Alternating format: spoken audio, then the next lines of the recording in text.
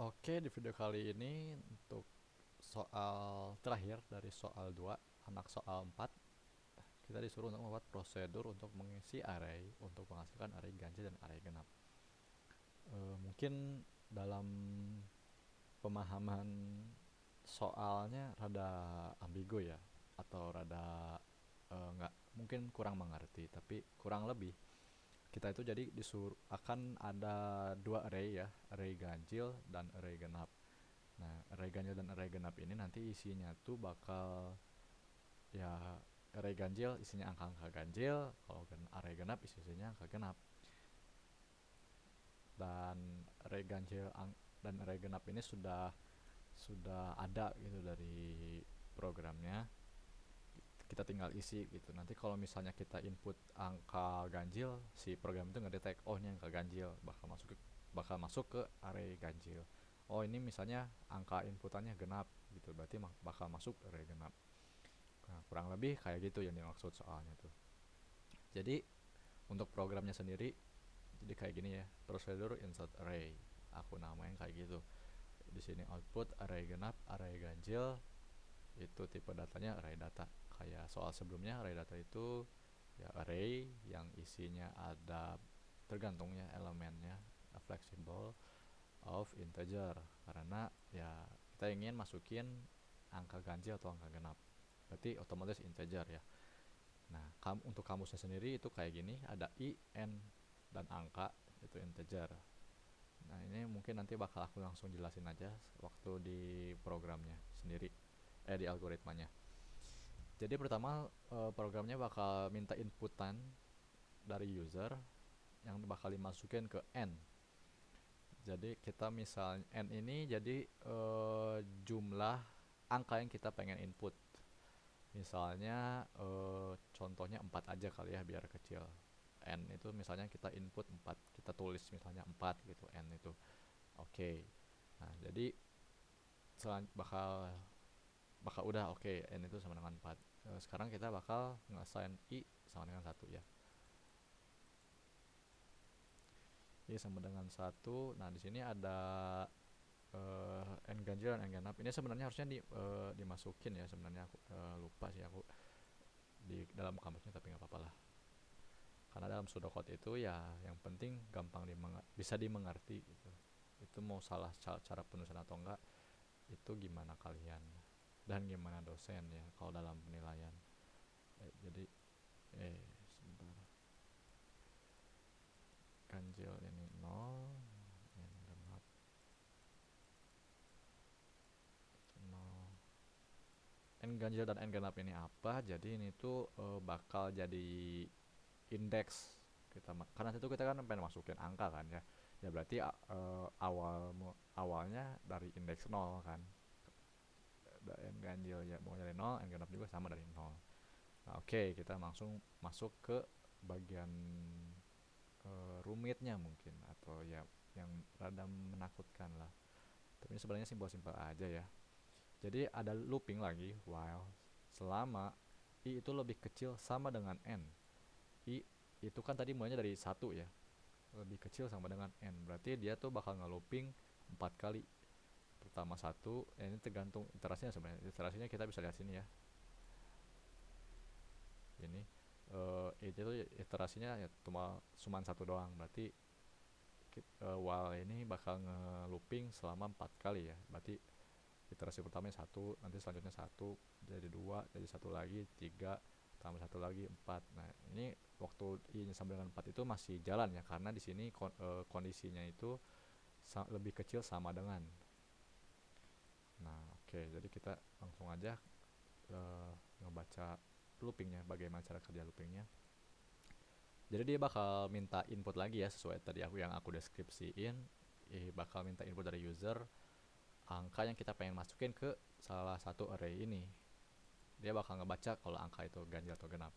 Misalnya kita masukin input, kita ketik 3 deh. Oke, 3 ini ya kalau kita lihat ya jelas-jelas ganjil ya. Tapi gimana cara kerja program ini tahu kalau 3 ini ganjil? Caranya kayak gini. Dia bakal ada if ya, if else, pengkondisian, kita cek. angka ini kan tadi 3 ya. Berarti if angka di modulo atau dihabis bagi 2 remindernya sama dengan 1, maka nah ini ngecek ya. Ini ada operasi modulo ya. Jadi modulo itu sisa bagi angka kiri dan angka kanan. Jadi misalnya angka modulo 2 itu berarti 3 kan, tadi angka itu kan 3 kan ya. Kita input 3 ya kan tadi angka tuh. Jadi angka dibagi 2. Ya kalau dibagi kan sebenarnya bisa ya jadi 0, ya berapa ya jawabannya, jadi 1, ya.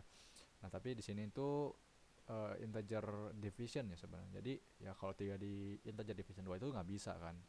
Sisanya ada sisa kan, ini tuh ada sisa 1 kan ya. Berarti benar 3 di integer division 2 itu sama dengan 1 kan, benar ya. Kalau 3 dibagi 2 itu ada sisanya 1 kan. Nah, berarti ini kondisi pertama itu terpenuhi. Nah, kalau terpenuhi ya kita lihat, kita baca nih ya. Ini kan terpenuhi ya. Berarti kita ngebaca bagian ininya doang ya. Yang ini kita nggak baca. Jadi ARR ganjil, N ganjil. Kan tadi ARR ganjil tuh array kan ya.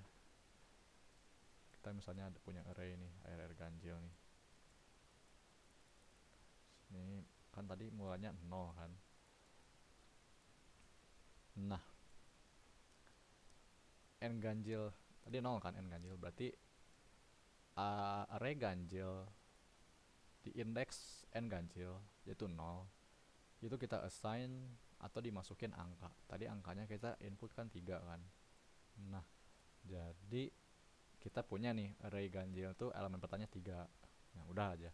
N ganjilnya kita tambah 1 karena kita kan selanjutnya bakal ngisi, kalau udah keisi yang indeks ini kan bakal, ini kan udah keisi nih.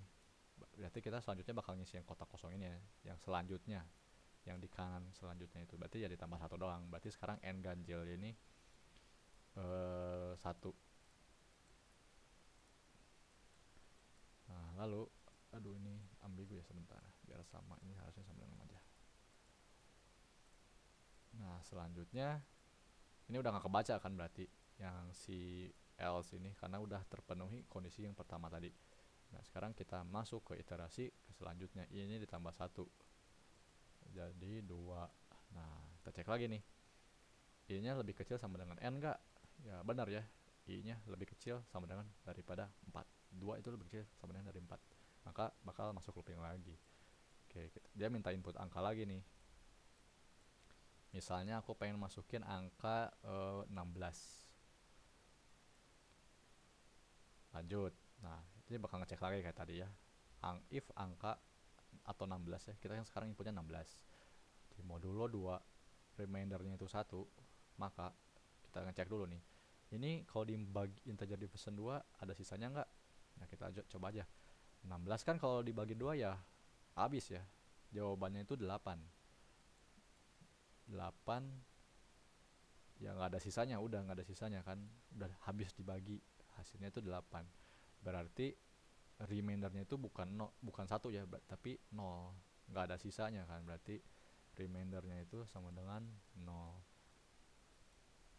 Nah, berarti yang kondisi ini tuh nggak terpenuhi ya, jadi dia langsung aja lompat ke kondisi selanjutnya, else. Nah, di else ini kurang lebih sama kayak tadi sih sebenarnya. Kan kita punya 2 array ya, yang atas array ganjil, yang bawah array genap. Mulai juga sama ya, 1. Tadi kita lihat n genap itu masih di 0 karena dia tadi nggak ketambah-tambah ya, nggak keisi-isi. Jadi ARR genap dengan indeks n genap yaitu 0 itu kita masukin angka 0 ya, tadi kita masukin angka tadi kita input 16. Udah.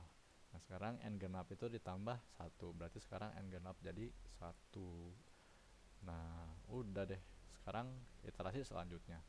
Nah, dia bakal nggak iterasi begitu, bakal ngelakuin hal yang sama berulang kayak tadi lagi terus sampai i nya tuh sama dengan 5. Karena 5 itu udah lebih gede kan daripada n. Dia udah nggak lebih kecil, nggak juga sama dengan dari n.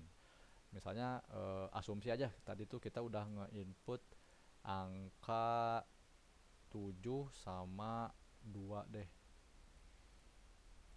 Dia bakal ngedetect kan, kayak caranya tuh metodenya kurang lebih sama kayak tadi, sama sama persis kayak tadi malahan ya. Dia ngecek kalau 7 itu habis dibagi dua enggak, kalau enggak ya genap. Tapi kan 7 itu ya kalau dibagi dua itu ada sisanya, ada satu sisanya. Berarti dia bakal masuk ke ARR eh, genap ya. Tulis ARR, waduh ini kurang kelihatan ya. ARR ganjil ya, ini ganjil, ini yang genap.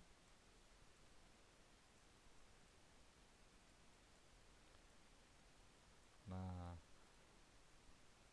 setelah itu ya udah, kita akan mendapati kedua array ini dengan total inputan 4 angka ya. Ada 4 angka tadi kita masukin, yang ini 3 dan 16 tadi yang aku jelasin step by stepnya, dan 72 ini kita asumsi aja. Jadi kurang lebih kayak gitu, kita mendapati array ganjil yang isinya semua angkanya yang ganjil dan array genap semuanya angka genap. Jadi mungkin itu saja.